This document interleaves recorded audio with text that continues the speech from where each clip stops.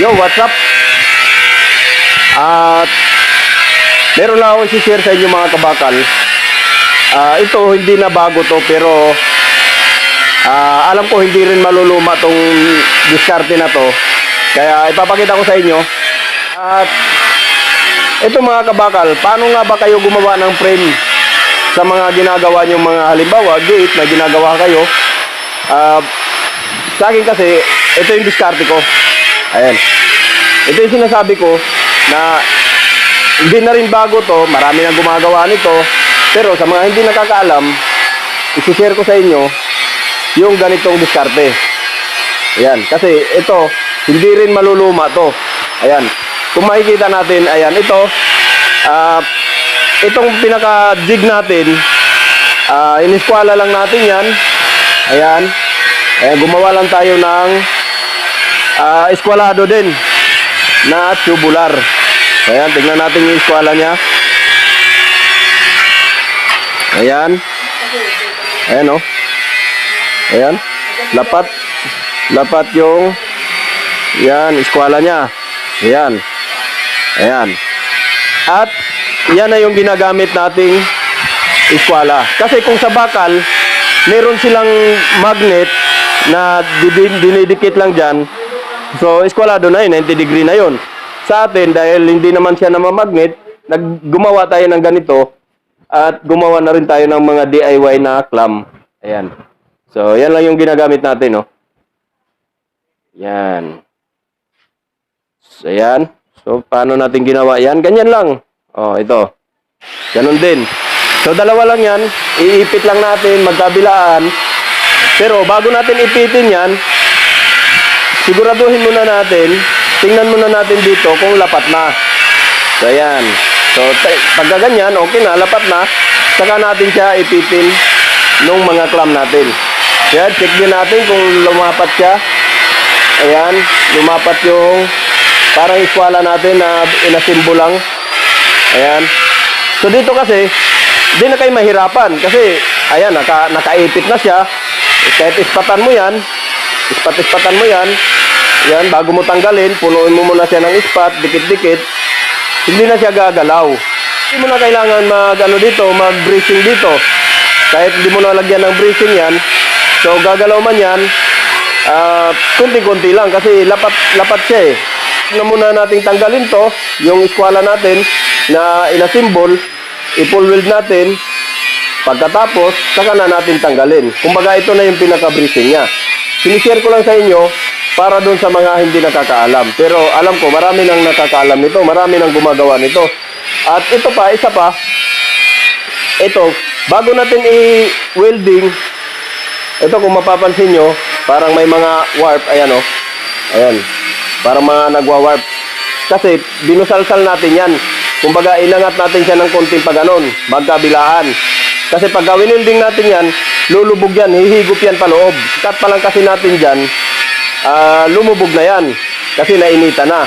Ngayon, pagka hindi natin binusalsal, hindi natin inangat, pag pull weld natin, mas lalo pa siyang lulubog, mahihirapan tayo lalo pag nag-finish. Ang diskarte namin dyan, binusalsal muna namin, bago namin i-pull weld.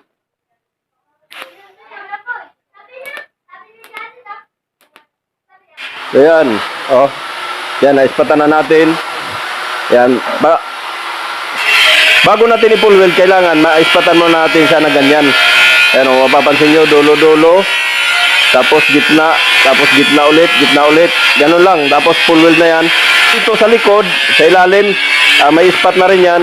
Bago natin i-pull weld, kailangan naka-ispat na rin yung ilalim. So, ganun lang yung diskarte niyan, mga bakal, oh, mga idol. Ayan, oh. So, okay, hindi na bago. So, pwede natin i-pull weld dyan bago natin tanggalin to. Okay?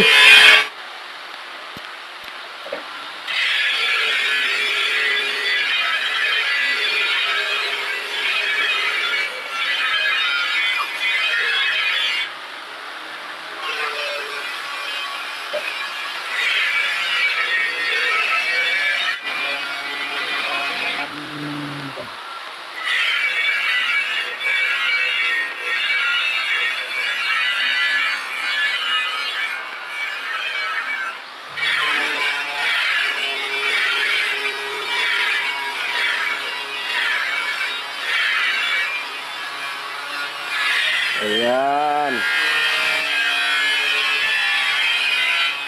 Okay, pantay na. Kabila naman.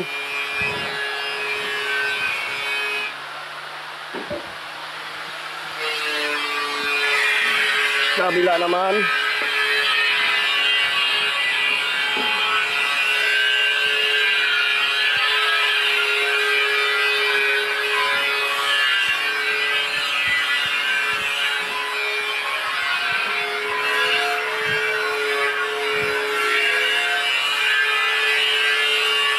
Ayan.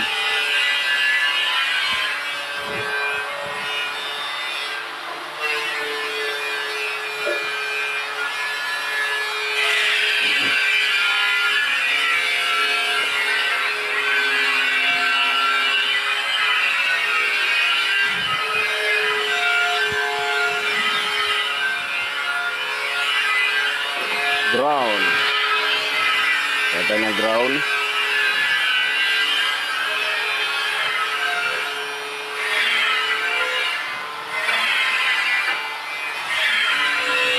Yan.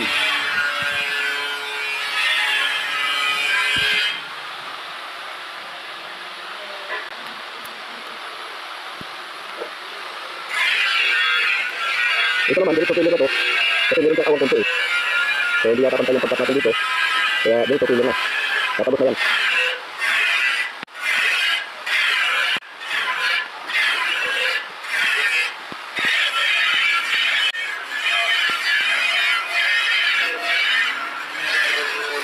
Yun. So may mamalalim na iwanan.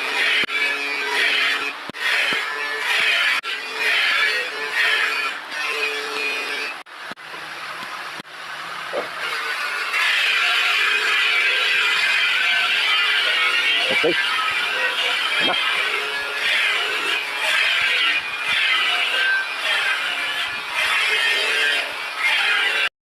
Okay.